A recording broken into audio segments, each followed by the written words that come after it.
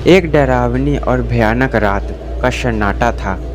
हवा में सरसराहट थी और रात के समय आसमान में चांद की धीमी रोशनी थी।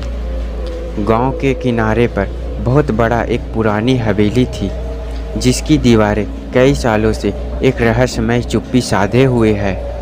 इस हवेली में छुपा है एक ऐसा राज जो सुनने वालों की रूह तक कँपा दे।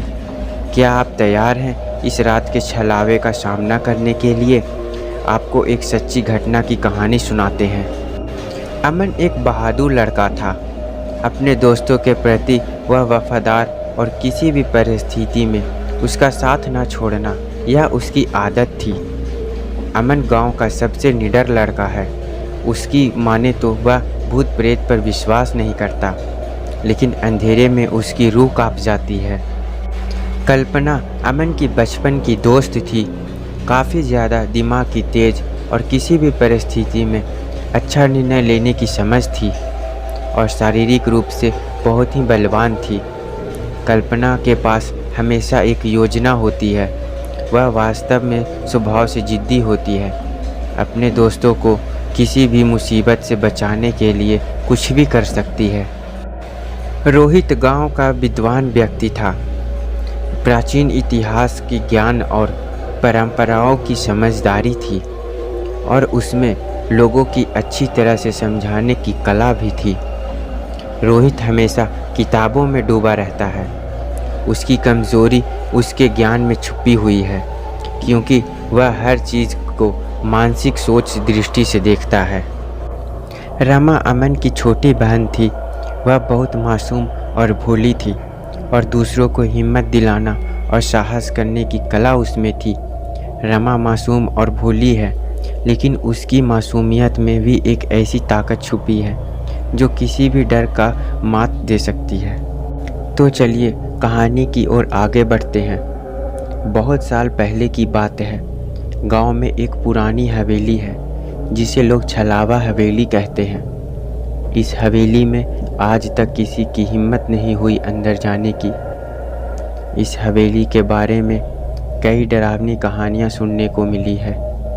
सभी दोस्तों ने इस हवेली के बारे में बहुत सारी अफवाह सुनी थी। एक रात अमन, कल्पना, रोहित और रमा ने इस हवेली में जाने का फैसला किया ताकि वे सच का पता लगा सकें। रात के समय चारों दोस्त हवेली के दरवाजे पर पहुंचते हैं। हवेली का दरवाज़ा अपने आप खुल जाता है। तभी सभी लोग रात होने के बाद हवेली के अंदर जाते हैं और हवेली के दीवारों पर लगे पुराने तस्वीरों को देखते हैं। अचानक से एक तस्वीर जीवित हो उठता है और एक पुरानी महिला की आत्मा उसमें आ जाती है। यह नज़ारा देखकर सभी दोस्त डरने लगते हैं। वह उन्हें चेतावनी देती है कि इस हवेली से वे लोग तुरंत निकल जाए, लेकिन अमन उसकी बातों पर विश्वास नहीं करता है और हवेली में छुपे रहस्य के बारे में जानने के लिए सभी दोस्त आगे बढ़ते हैं। सभी दोस्त हवेली की अच्छी तरह से जांच करते हैं। तब उन्हें एक दीवार के पीछे हवेली में अंदर जाने का तहखाना का रास्ता मिलता है।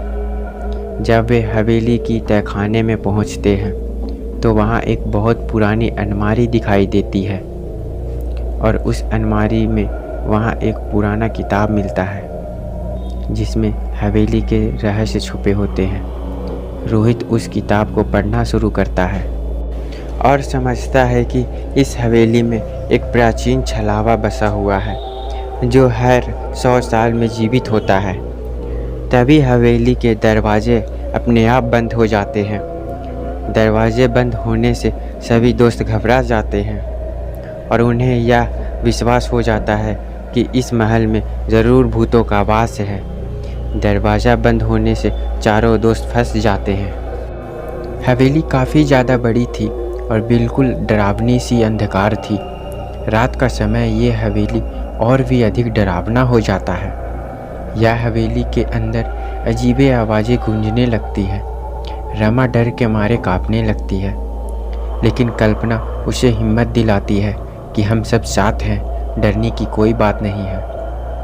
तब रोहित ने फैसला करता है कि इस हवेली के रहस्य को उसे समझना होगा।